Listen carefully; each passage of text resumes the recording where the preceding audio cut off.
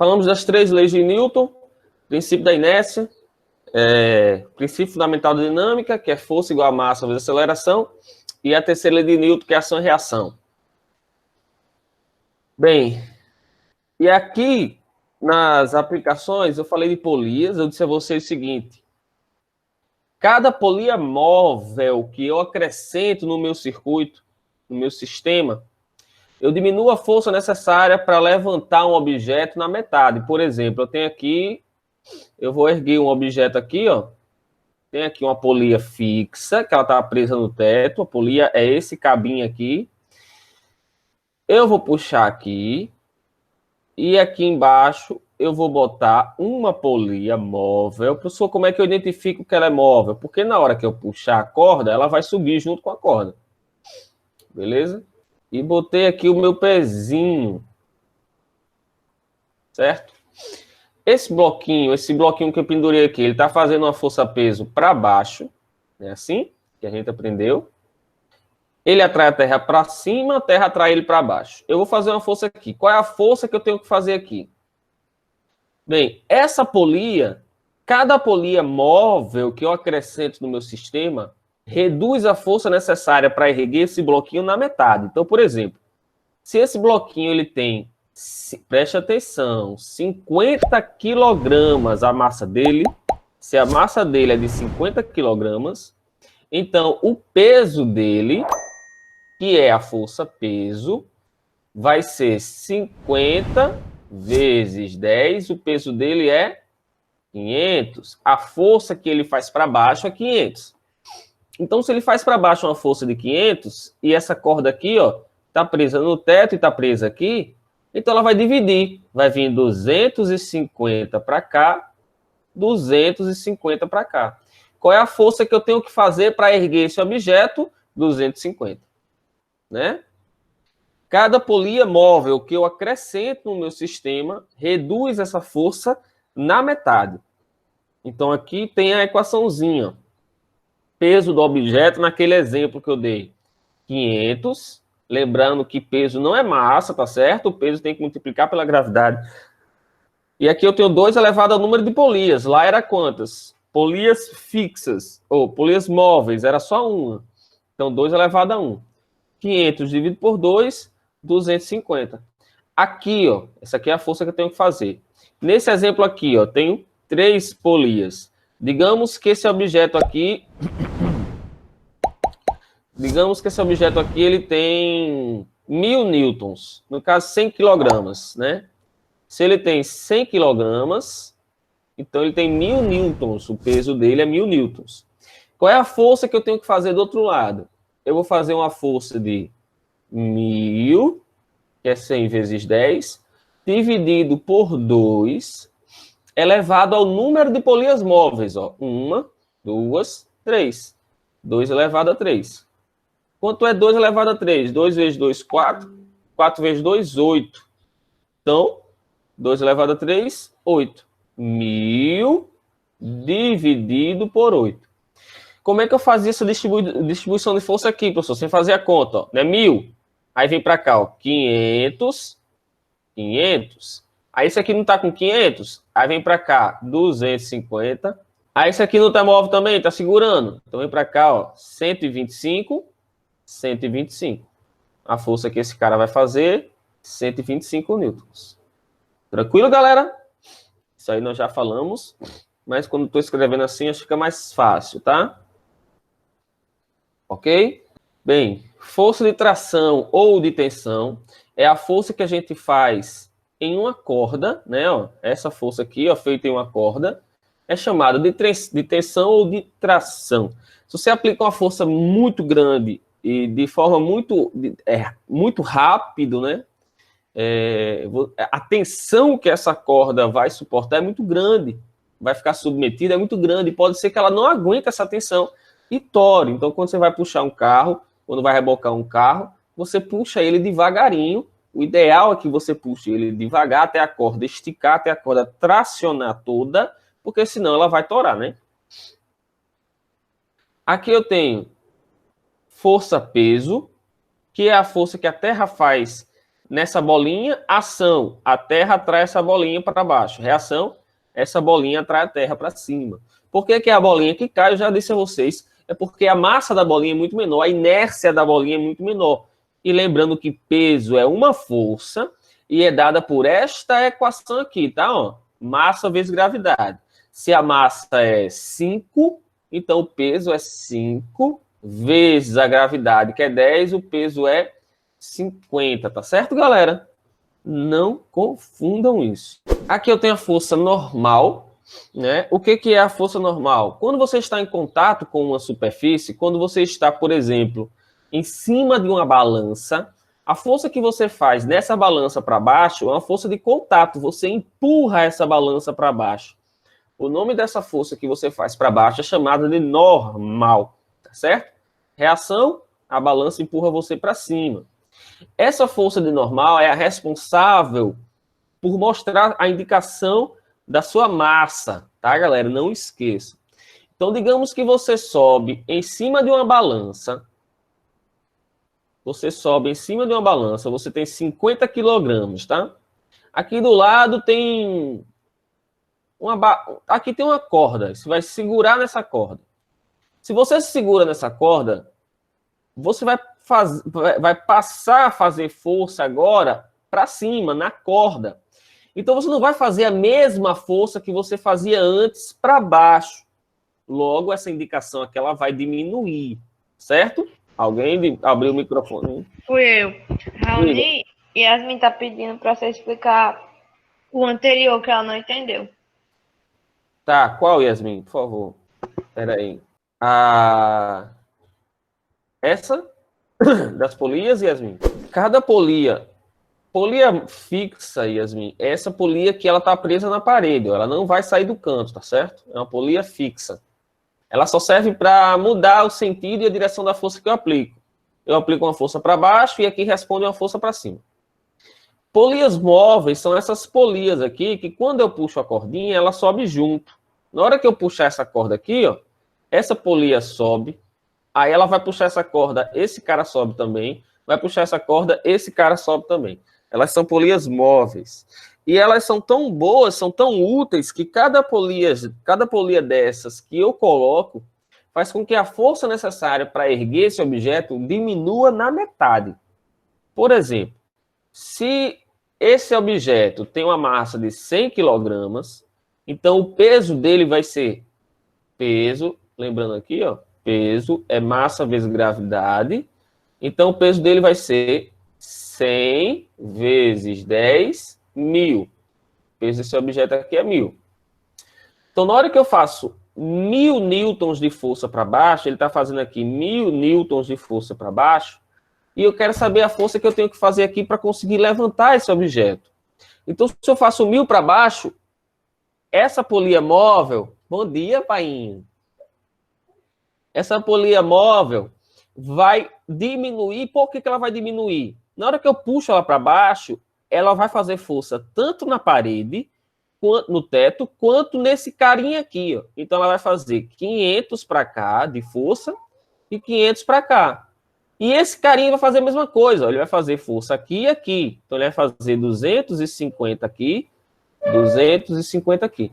E esse cara a mesma coisa, vai fazer 125 aqui, 125 aqui. Ok? Uma outra coisa. Como a força... essa polia está presa, a corda está presa em 2 pontos.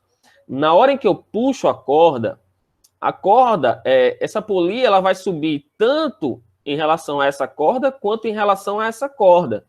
Então, por exemplo, se eu puxo aqui 1 metro, essa polia aqui ela não vai subir 1 metro. Ela vai subir 50 centímetros, porque vai ser dividido para essas 2 cordas.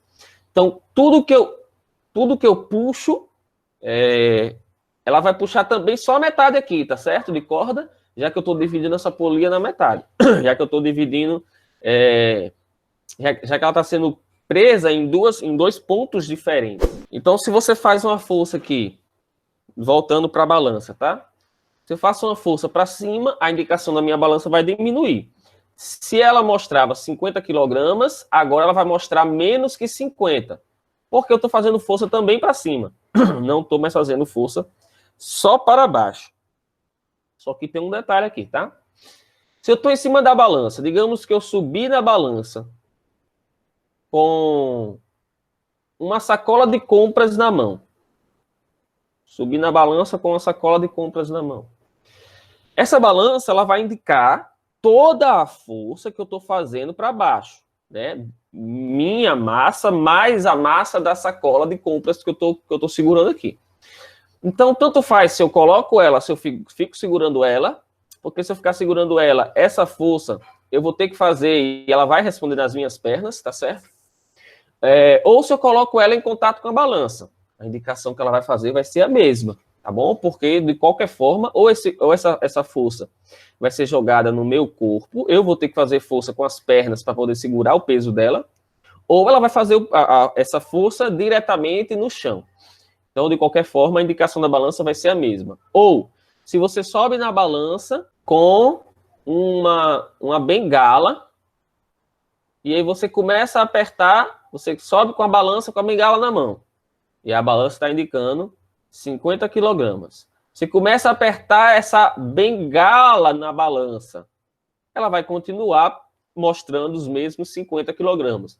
Porque agora, antes eu fazia a minha força para baixo, a força da bengala para baixo. Agora eu comecei a fazer força na bengala. Então, aquela força toda que eu fazia só no chão, diretamente com os meus pés, agora eu estou fazendo na bengala também. Então, eu dividi parte da minha força. Logo, no total, não vai mudar. Certo, galera? Falei da força elástica, que é a força aplicada em corpos elásticos, corpos que podem sofrer deformação, como mola e elástico. Falamos e paramos na força de atrito. Bem, o que é a força de atrito? Quando você esfrega dois corpos, né, você vai produzir calor. Essa produção de calor, ela se dá através do atrito. O atrito, ele acaba convertendo parte da energia que um corpo possui em atrito. E o responsável por isso são as superfícies, são as irregularidades da superfície. Quanto mais lisa for uma superfície, menos atrito essa superfície possui. Então, por exemplo, gelo. Se você tenta andar no gelo, é difícil, porque o gelo é muito liso, tem pouco atrito, e aí o seu pé vai ficar escorregando, já que você não vai conseguir ficar de pé, né? Se você tentar correr, por exemplo, de tênis, tá? Uma pista, quando está com óleo, ela fica mais escorregadia. Por quê? Porque o óleo, além de ser muito, muito viscoso, né? Ele vai cobrir as irregularidades da pista, e isso faz com que o atrito entre a pista e o pneu diminua, né? Então vai ficar mais fácil de um carro deslizar. O pneu de um carro, ele tem que ter muitas ranhuras, muitos sulcos, para poder aumentar o atrito com o chão e, por exemplo, facilite na hora dele sair, porque se não tivesse um pneu muito careca, na hora que ele for sair, ele tende a deslizar o pneu, já que o atrito é muito pequeno, né? Para parar, a mesma coisa. Então, o atrito está em tudo. Para você andar, tem que ter atrito. Se você está lavando a varanda da sua casa, por exemplo, com água e sabão, e você vai tentar correr, é muito perigoso, é arriscado de você cair, porque o atrito é muito pequeno, tá certo? Então aqui, ó, o atrito é dado por esta equaçãozinha, que é μ vezes normal. μ é o chamado coeficiente de atrito. É ele quem diz se uma superfície tem mais ou menos atrito, se você atrita seus dedos, se você atrita o seu celular, se você atrita a parede da sua casa. Quanto mais áspero for a superfície, maior é o atrito, né? Então, existem pisos, cerâmicas antiderrapantes, que elas são mais ásperas, mais caspentas, digamos assim. E aí você aumenta o atrito com a superfície do pé e dificulta que um corpo deslize ou caia, né? Quando você tem um piso liso demais, qualquer aguinha já torna-se muito, muito escorregadio. O atrito é muito pequeno. Então, essa força de atrito, como é uma força de contato, ela depende da força normal, que é a força de contato, tá? Não é...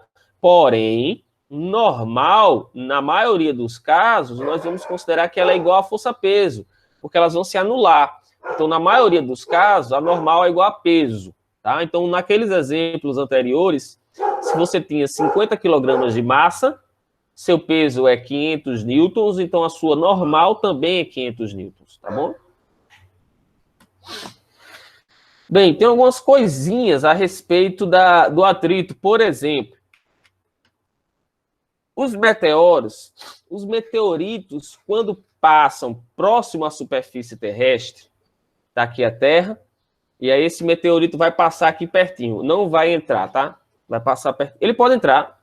Se ele entra na atmosfera terrestre, se ele entra na Terra, como ele vem com muita velocidade, o atrito dele com a atmosfera terrestre, com os gases da atmosfera terrestre, o atrito é tanto que ele acaba aquecendo e você vê aquela labareda de fogo saindo do meteorito.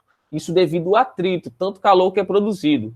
Se esse meteorito não entra na superfície terrestre, mas está aqui a Terra, mas ele passa aqui pertinho, sem entrar na Terra, o atrito dele, mesmo ele passando sem entrar, ele passando próximo, o atrito dele com a atmosfera terrestre lá em cima, mesmo que pouco gás, esse atrito vai fazer com que eu produza essas faíscas, digamos assim, né?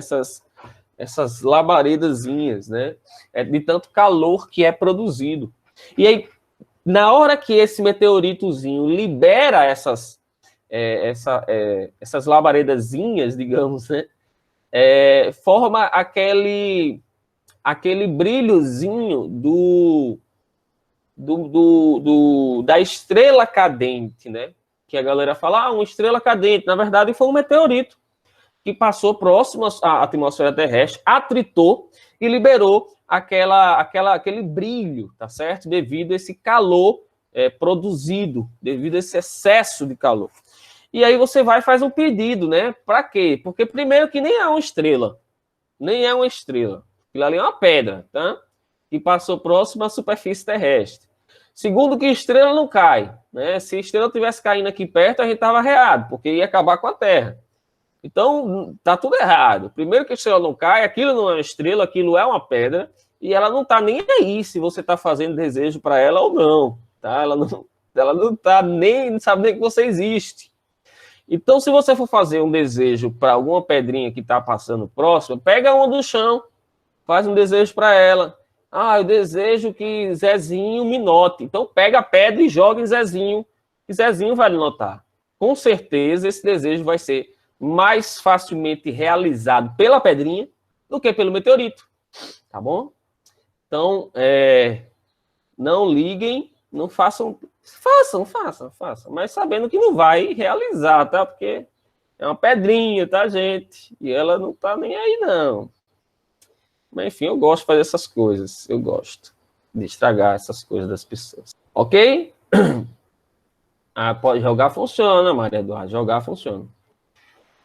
Bem, tá aqui a nave espacial. Essa nave, a fuselagem dela, ela é feita para aguentar altíssimas temperaturas na hora da reentrada. Tá vendo aqui esse foguinho aqui, ó, devido ao atrito com a atmosfera terrestre. E ela é feita para aguentar baixíssimas temperaturas quando ela está lá em cima, né? Menos 100 graus Celsius, por exemplo. Então, ela é feita para aguentar baixíssimas e altíssimas temperaturas. Quando tem algum problema, você já deve ter visto em filmes, né? Tem algum problema na lataria e pode ocorrer até uma explosão na reentrada, se eu tiver algum problema mais grave, mais sério. Então, aqui eu tenho uma lixa de papel e um metal. Note que o metal é bem lisinho, né? Já a lixa de papel, dependendo da lixa, eu tenho lixas mais ásperas e lixas mais suaves, né? Então, essa daqui, ela tem muito atrito. Olha aqui como é irregular a superfície dela. Agora eu tenho o metal e o acrílico. O acrílico, como se fosse um vidro, um plástico, uma mistura ali de vidro com plástico, né?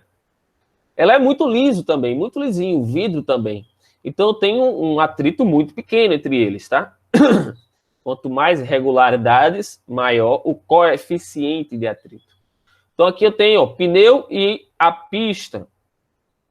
O pneu e a pista seca, eles possuem um atrito muito grande, ó, coeficiente de atrito muito grande. Quando está com óleo na pista ou água, essa água ela vai preencher essas irregularidades, ó. E aí o atrito com essa superfície vai diminuir consideravelmente e a chance de escorregar é muito grande.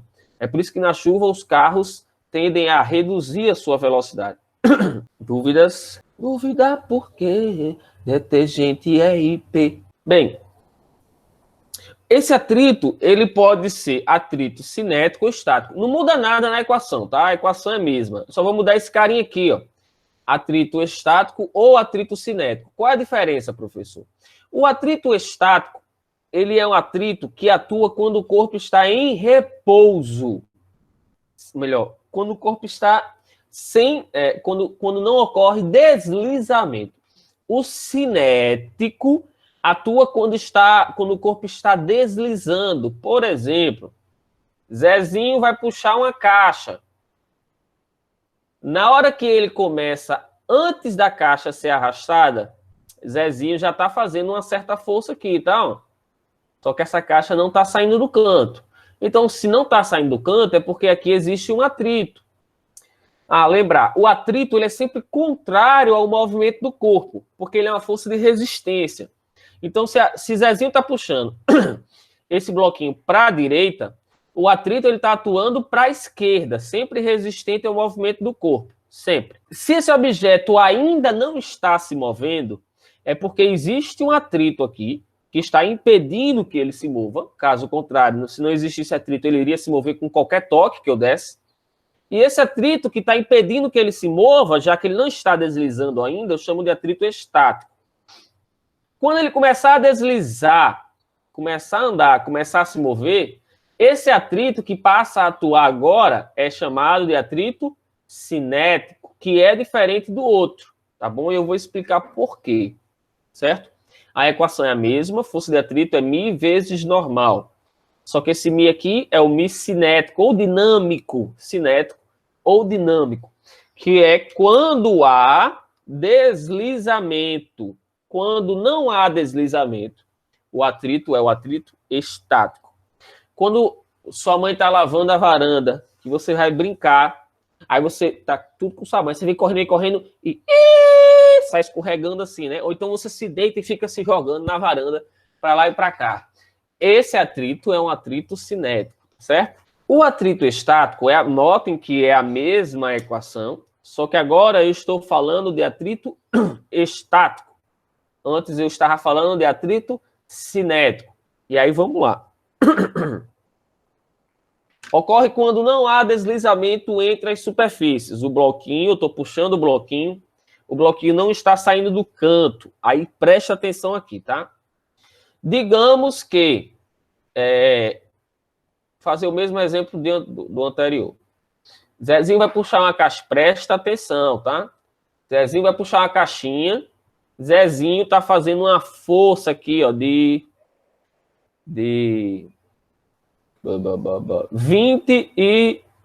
25 newtons. Zezinho tá fazendo uma força.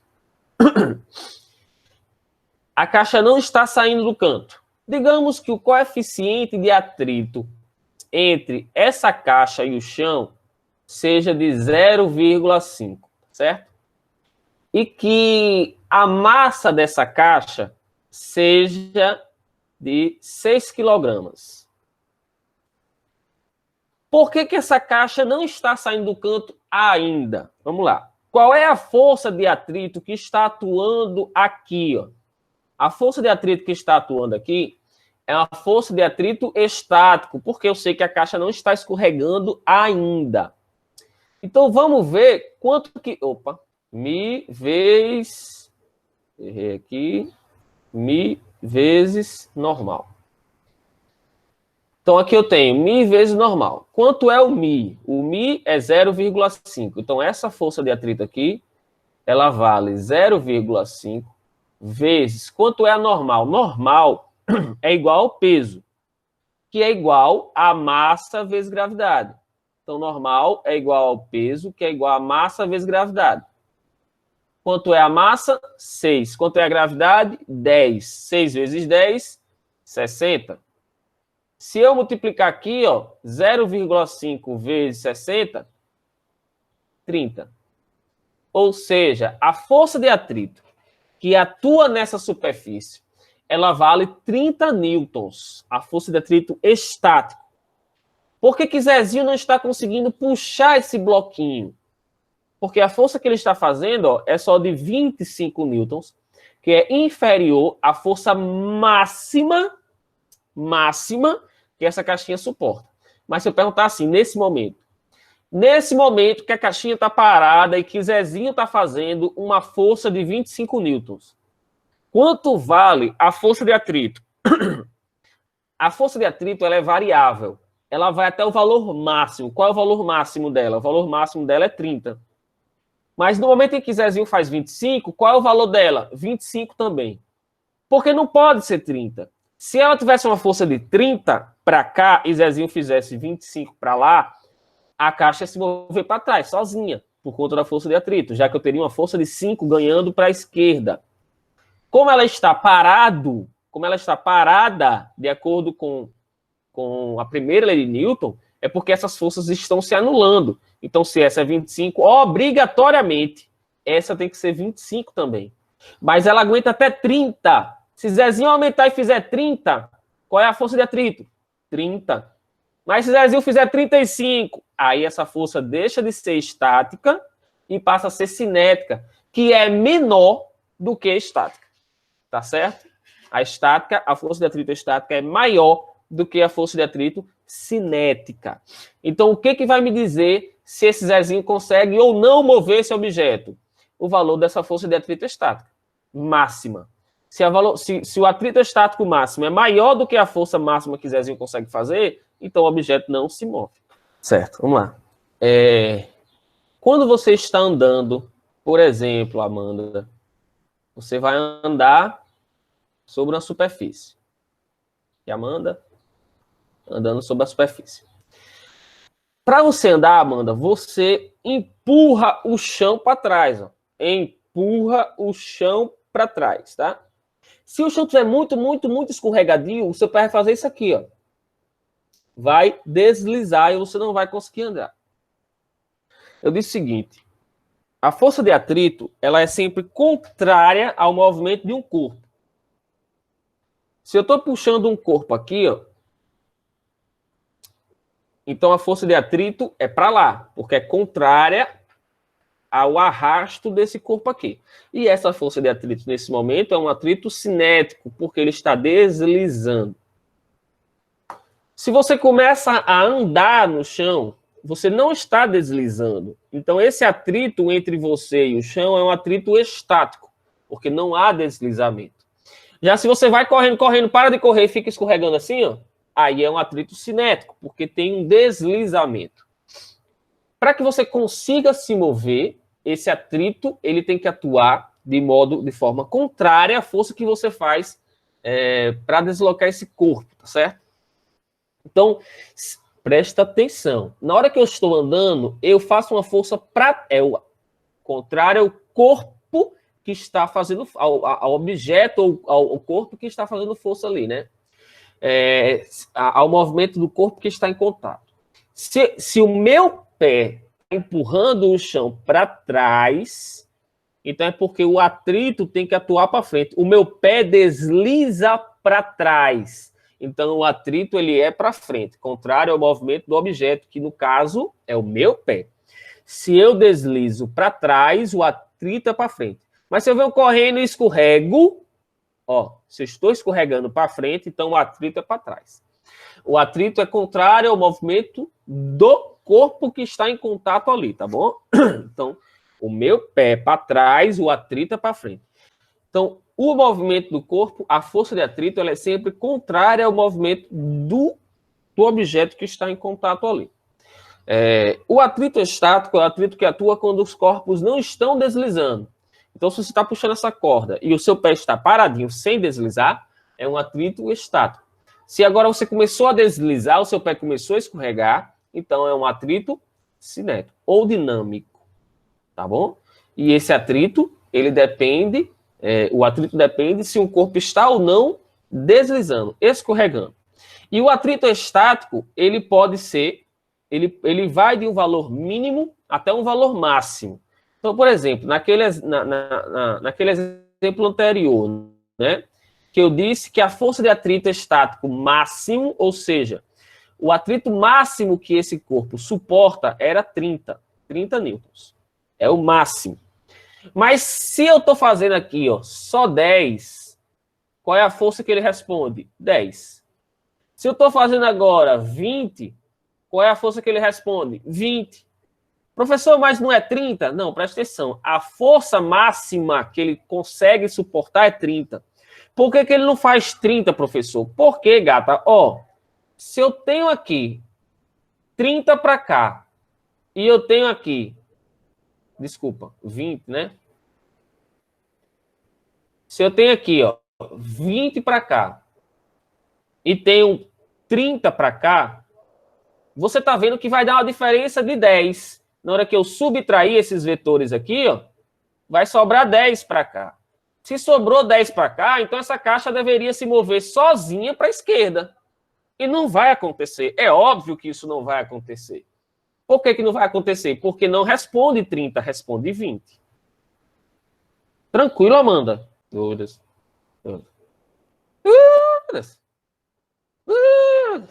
Nada.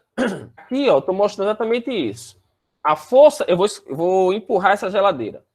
A força que eu estou fazendo para empurrar essa geladeira ainda não é suficiente para tirar ela do canto. Estou fazendo mais força. Ela não estou conseguindo tirar ela do canto, porque o atrito estático dela ainda está sendo... O máximo dela ainda é muito grande. Eu não estou conseguindo chegar lá. Se eu estou fazendo 20, ela está fazendo 20 de volta. Se eu estou fazendo 30, ela está fazendo 30 de volta. Aí, ó, eu cheguei no máximo dela, que é 30, por exemplo. Aí, ó, fiz um pouquinho mais de força, consegui tirar ela do canto. Se eu conseguir tirar ela do canto, o atrito que passa a atuar nela não vai ser mais o atrito estático. Passa a ser agora um atrito cinético ou dinâmico, que se você perceber aqui, ó, tem um valor menor do que o atrito estático máximo. Então, se o atrito estático máximo era 30, na hora que eu consegui tirar ela do canto, caiu, por exemplo, para 25. E isso é facilmente percebido, não sei se vocês já notaram isso, mas você vai empurrar um carro que está no prego, você vai empurrar uma geladeira, um fogão, qualquer coisa, é muito mais difícil você tirar ela do repouso do que você manter ela em movimento. Porque quando você vai manter ela em movimento, o atrito que passa a atuar ali é um atrito cinético, que é menor do que o estático. Então, manter um corpo em movimento é muito mais fácil do que conseguir tirar ele do repouso. Tirar o carro do repouso, quando ele está totalmente parado, é muito mais difícil do que conseguir manter esse corpo em movimento, esse carro em movimento. Ok, galera? Eu vou parar por aqui para a gente fazer o nosso intervalinho e a gente volta daqui a pouco.